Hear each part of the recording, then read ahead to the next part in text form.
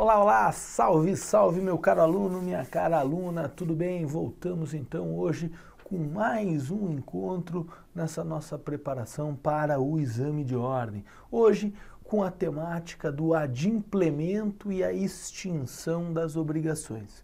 Para falar sobre adimplemento, a gente tem que falar sobre cumprimento da obrigação, sobre pagamento da obrigação. E sempre que se fala em adimplemento, se está a tratar, portanto, do seu cumprimento. Esse cumprimento da obrigação, ele pode ser direto ou indireto. Ele se faz diretamente quando ele se dá através do regular pagamento, ou seja, é uma obrigação de dar, eu dou a coisa a qual fui obrigado. É uma obrigação de fazer, eu faço a coisa para a qual fui obrigado a fazer. Ou seja, adimplemento direto tem a ver com pagamento direto.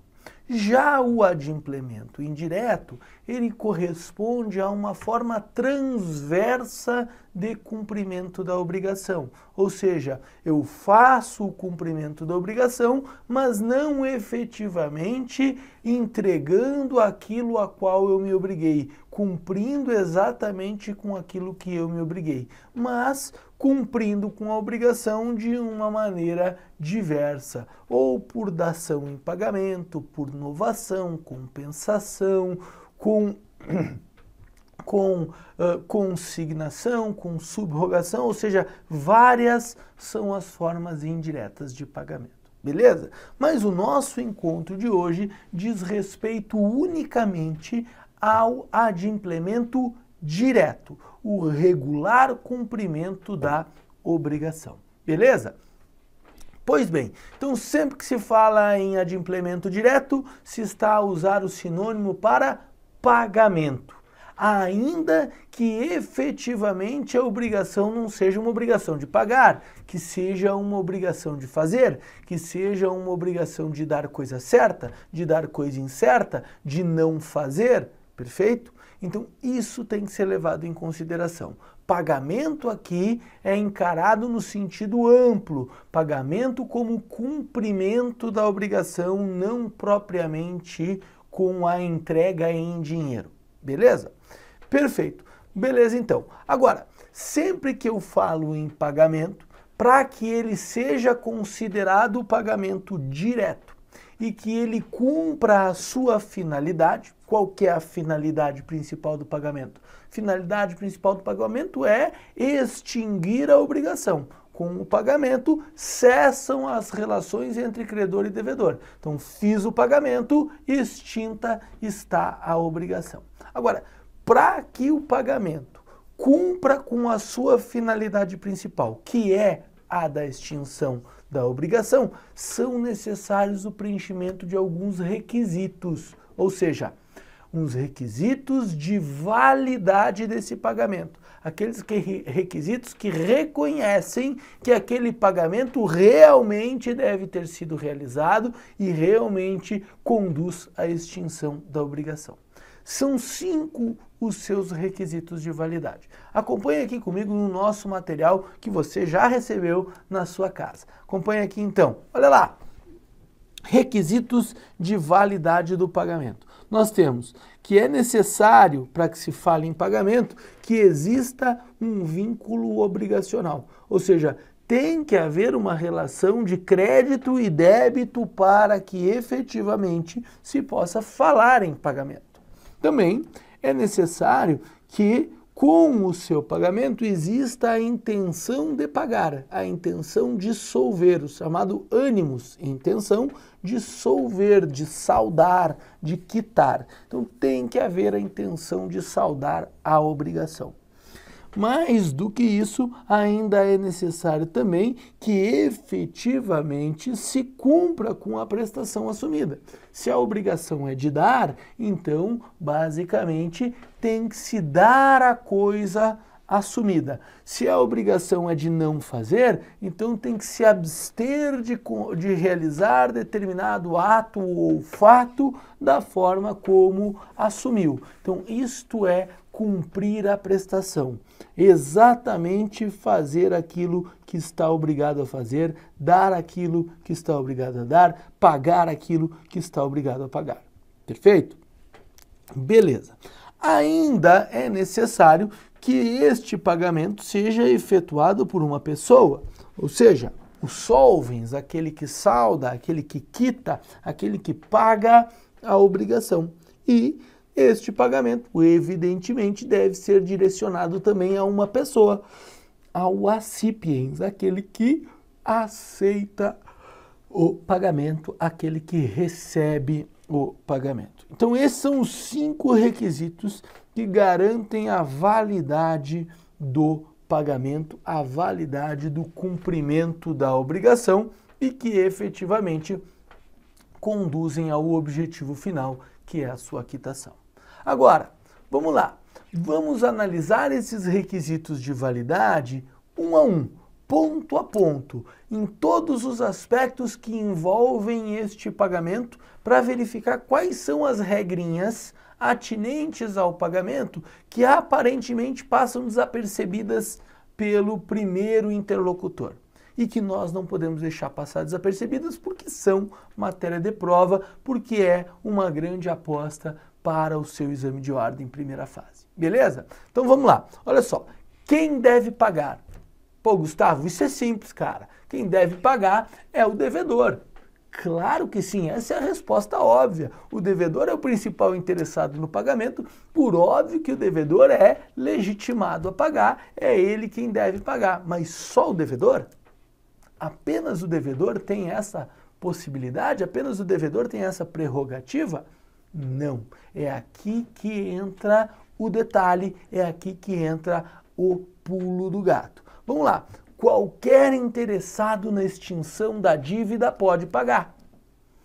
Pois bem, Gustavo, beleza, gostei da frase. Qualquer interessado na extinção da dívida pode pagar.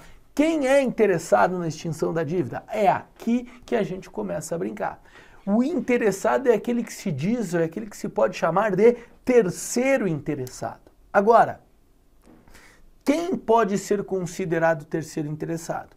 Se considera como terceiro interessado aquele sujeito que, em caso de inadimplemento, em caso de não pagamento, em caso de descumprimento da obrigação, portanto, o sujeito virá a sofrer algum prejuízo patrimonial. É isso que faz dele o terceiro interessado. E se ele é terceiro interessado, ele pode inclusive consignar em pagamento.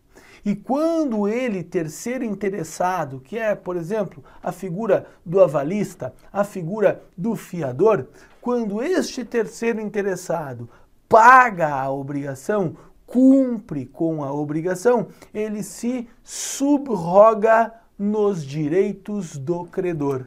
Ou seja, ele tem direito de buscar perante o principal devedor o ressarcimento e ainda tem esse direito munido nas condições de subrogatário, ou seja, aquele sujeito que pode usar de todas as vantagens pessoais, de todas as benesses que o credor original tinha, o subrogatário também pode ter. O subrogado também pode opor frente ao devedor.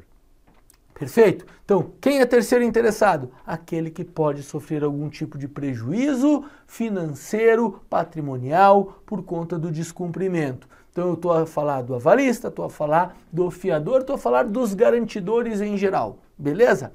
Perfeito. Ótimo, então. Agora, o que isso acarreta? Acarreta que, se esse terceiro interessado fizer o pagamento, ele faz em nome próprio, na condição de interessado, e, portanto, ele tem o direito de se subrogar nos direitos do credor original frente ao devedor. Ou seja, tem o direito de regresso frente ao devedor com a condição de estar subrogado em todas as vantagens, em todos os direitos, em todas as benesses que o credor original tinha.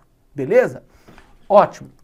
Agora, não esqueça que também o terceiro não interessado pode fazer o pagamento. Agora, Em relação ao terceiro não interessado, nós temos que tomar o seguinte cuidado. Muito embora ele possa consignar, então o terceiro não interessado, aquele que, se houver o descumprimento, não sofre prejuízo algum, esse sujeito também pode pagar. Então vamos lá, você tem uma dívida com o professor Kozikowski. O professor Kozikowski não pagou. O que eu tenho a ver com isso? Nada. Mas eu vou lá e quito a dívida do professor, quito a sua dívida para o professor Kozikowski. Então pago o professor Kozikowski. Eu tenho direito de regresso contra você? Talvez. Quando é que eu tenho direito de regresso contra o devedor original? Quando o terceiro não interessado fez o pagamento em nome próprio, por conta única e exclusiva sua. Aí ele tem direito de regresso contra o devedor original, mas não se subroga nos direitos do credor. Perfeito? Beleza. Agora, se eu fizer o pagamento em nome e por conta do devedor, ou seja, pago o professor Kozikowski em seu nome, por conta única e exclusiva sua, então se entende que eu pratiquei um ato de liberalidade, uma benesse, eu quis te beneficiar. E por essa razão não terei direito de regresso contra você. Então vamos lá, fixando. Terceiro não interessado que paga em nome próprio tem direito de regresso contra o devedor. Terceiro não interessado que paga em nome e por conta do devedor, ele não tem direito de regresso frente ao devedor. Perfeito? Ótimo. Ótimo, ótimo, ótimo. Mas vamos lá. Para quem que eu devo pagar? Interessante isso. Para quem se deve pagar? Para o credor, por óbvio. Mas só para o credor? Não. Também se pode pagar para quem represente o credor de direito e para os seus sucessores. Então eu posso pagar para o credor, para quem o represente ou para os seus sucessores. Sempre lembrando que o pagamento, ainda que feito de forma incorreta, ele é válido. Ele é válido desde que ele tenha sido ratificado pelo credor ou tenha sido revertido em proveito do credor. Beleza? Agora, não esqueçam também do pagamento putativo, feito de boa fé. Então, olha lá, é válido também o pagamento feito de boa fé ao credor putativo, ou seja, para aquele que se apresenta para todo mundo como sendo o verdadeiro credor. Toma muito cuidado com isso aqui, porque isso aqui é uma dica bomba. Isso pode aparecer na sua prova. Perfeito? Beleza. Agora, mais um detalhe muito importante sobre o pagamento. Prova do pagamento. E daí é a nossa dica final, dica sensacional do dia, a dica do dia da aula de hoje. Prova do pagamento. Pagamento, gente, ele tem que ser provado. Esta é a regra geral. Então o pagamento não se presume, o pagamento deve ser provado. E ele é provado como? Ele é provado com um instrumento de quitação. Então o instrumento de quitação é o documento escrito, fornecido pelo credor, que dá conta de que o devedor cumpriu a obrigação. Esse é o instrumento de quitação. Então, é o documento escrito que é fornecido pelo credor para garantir que o devedor cumpriu com a prestação. Ótimo, beleza, perfeito. Interessante verificar que se o credor se negar a entregar o documento de quitação, o devedor pode, inclusive, reter o pagamento, não efetuar o pagamento e efetuá-lo pela via indireta, por meio de consignação em pagamento. Então, é importante isso. Mas a dica do dia está onde? A dica do dia está nas exceções. Ou seja, existem 3 exceções que fazem presumir que o pagamento foi realizado. Então vamos de novo, olha só. A regra geral é qual? A regra geral é de que o pagamento não se presume, ele se prova com instrumento de quitação, salvo, exceto, 3 hipóteses em que o pagamento é presumido. Quando é que o pagamento é presumido? O pagamento é presumido, olha aqui as 3 hipóteses. Ele é presumido quando a dívida for representada por título de crédito que se encontre na posse do devedor. Por quê?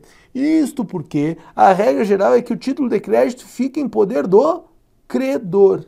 Então, se ele já estiver em poder do devedor, é porque se presume que ele fez o pagamento.